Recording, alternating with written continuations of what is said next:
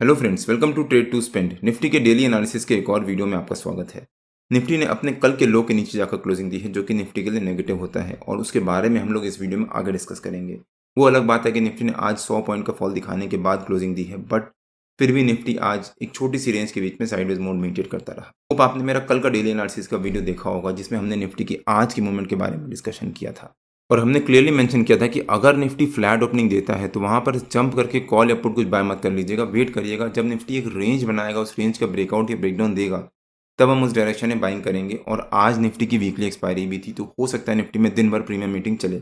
और वही हुआ, निफ्टी ने आज हमारे नो ट्रेडिंग जोन के बीच में ही एक मार्जिनली गैप अप ओपनिंग दी और उसके बाद यहाँ पर निफ्टी ने फॉल दिखाना शुरू किया और अपने 50 EMA के लेवल के अराउंड एक रेंज बनाना शुरू कर दिया या फिर वहां से सपोर्ट ले रहा था।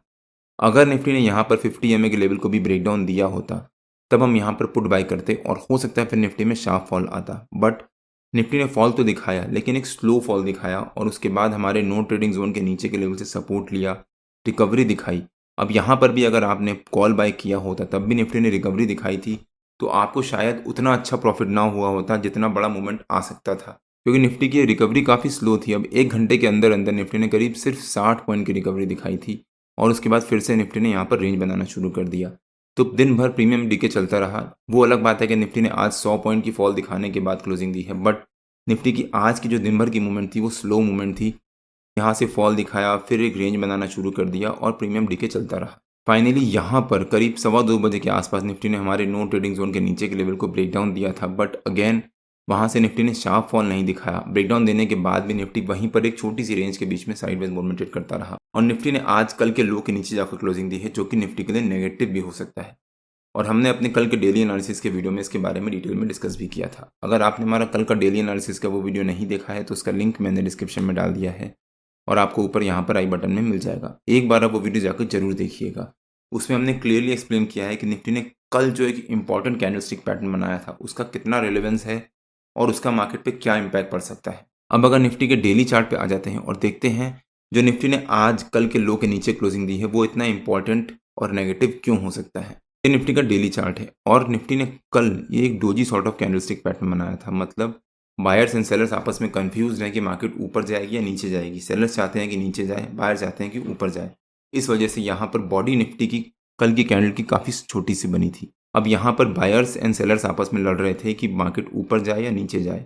सेलर्स नीचे ला रहे थे और बायर्स ऊपर लेके जा रहे थे। लेकिन अब यहाँ पर सेलर्स ने अपनी पोजीशन कंट्रोल करने की कोशिश करी है और आज कल के लो के नीचे जाकर क्लोजिंग दी है। मतलब यहाँ पर अपनी सेलर्स अपनी पोजीशन को होल्ड कर रहे हैं। अब इसका कंफर्मेशन कब होगा? जब कल भी निफ्टी शुरू के फर्स्ट हाफ में आज के लो के नीचे या फिर आज की क्लोजिंग के नीचे क्लोजिंग देना शुरू करेगा या फिर वहाँ सस्टेन करेगा, तब वो निफ्टी के लिए नेगेटिव हो सकता है। बिकॉज यहाँ पर फिर बायर्स अपनी हाथ छोड़ेंगे और अपनी पोजीशंस को स्क्वायर ऑफ करेंगे, जिस वजह से निफ्टी में यहाँ पर प्रेशर आ सकता है और हो सकता है फिर निफ्टी में शार्प फॉल आए।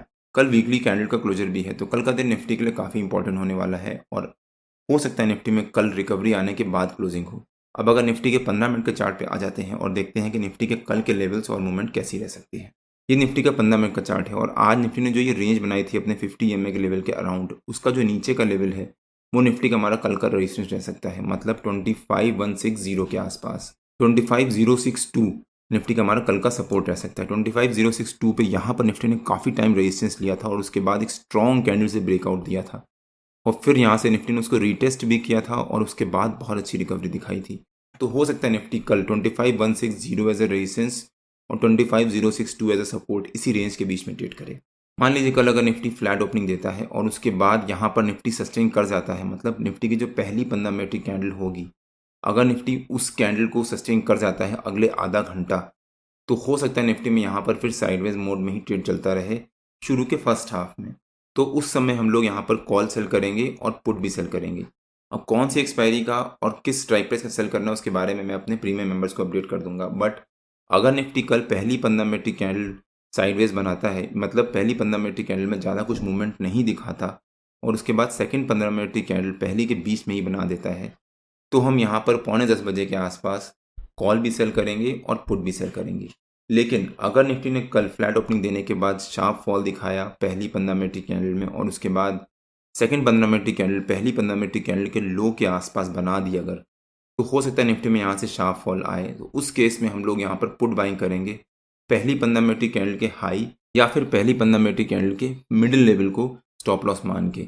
ऐसा क्यों? क्योंकि अगर निफ्टी ने मान लीजिए फ्लैट ओपनिंग देने के बाद बहुत स्ट्रॉन्ग बड़ी सी पहली 15 मिनट की कैंडल बना दी, तो उस केस में हम लोग यहाँ पर इतना बड़ा स्टॉप लॉस नहीं रखेंगे, हम लोग इस कैंडल के आधे से ज़्यादा का स्टॉप लॉस रखेंगे। मतलब इसको यहाँ पर रिकवर होने देंगे। अगर निफ्टी रिकवर होने के बाद पहली 15 मिनट की कैंडल के आधे से ज़्यादा को सस्टेन कर जाता है, तब हम यहाँ पर एग्जिट का सोच सकते हैं, जो हमने यहाँ पर पुट बाई किया होगा। लेकिन फ्लैट ओपनिंग देने के बाद अगर निफ्टी ने कल रिकवरी दिखा दी और अपने 50 EMA के लेवल को ब्रेक करके उसके ऊपर सस्टेन कर गया, तब निफ्टी में यहाँ से शार्प रिकवरी आ सकती है। बट अगर निफ्टी ने कल आज जो निफ्टी ने फॉल दिखाया तो उसको कंटिन्यू करते हुए हमारे सपोर्ट के पास या उसके नीचे गैप डाउन ओपनिंग दे दी, तब यहाँ पर जंप करके पुट बाय मत कर लीजिएगा, वेट करिएगा। अगर निफ्टी गैप डाउन ओपनिंग देता है तो निफ्टी का जो इंपॉर्टेंट लेवल है 25,000, वो निफ्टी का एक इंपॉर्टेंट लेवल बन जाएगा। हो सकता है निफ्टी 25,000 के आसपास आए और फिर यहाँ से रिवर्सल ले ले। बट अगर निफ्टी ने गैप डाउन ओपनिंग दी और इमीडिएटली रिवर्सल ले लिया और जो आज का लो है उसके ऊपर जाकर निफ्टी सस्टेन कर गया अगर, तो हो सकता है निफ्टी में फिर कल रिकवरी भी आना स्टार्ट हो जाए। उम्मीद है कि निफ्टी में कल रिकवरी आ सकती है और जो मार्केट का नीचे का होना था वो हो गया। बट मार्केट कैसे मूव करेगा वो मार्केट ही डिसाइड करेगी, तो हम तो उसके अकॉर्डिंगली ट्रेड लेंगे। अगर वो नीचे आती है तो हम पुट बाय करेंगे या फिर कॉल सेल करेंगे, और ऊपर जाती है तो हम कॉल बाय करेंगे या पुट सेल करेंगे। तो निफ्टी की जैसी मूवमेंट होगी उसके बेसिस पे हम डिफाइन करेंगे कि हमें क्या करना है।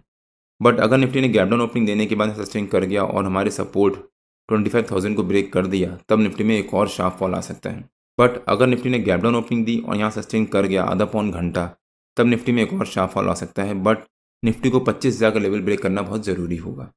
वहीं अगर निफ्टी ने आज जो फॉल दिखाया था उसको इग्नोर करते हुए कल अगर निफ्टी गैप अप ओपनिंग देता है हमारे रेजिस्टेंस के पास है उसके ऊपर, तब भी यहाँ पर जंप करके कॉल बाय मत कर लीजिएगा, वेट करिएगा निफ्टी को यहाँ सस्टेन करने का। अगर निफ्टी ने गैप अप ओपनिंग दी और सेकंड 15 मिनट की कैंडल जो निफ्टी ने बनाई वो पहली 15 मिनट की कैंडल के हाई को ब्रेक कर दिया और उसके ऊपर सस्टेन कर गया अगर, तब हम यहाँ पर कॉल बाइंग कर सकते हैं विद दिस सपोर्ट, क्योंकि रेजिस्टेंस सपोर्ट का काम करने लग जाएगा, support as a stop loss. और हो सकता है फिर निफ्टी में यहाँ से बहुत अच्छी शार्प शॉर्ट कवरिंग रहे।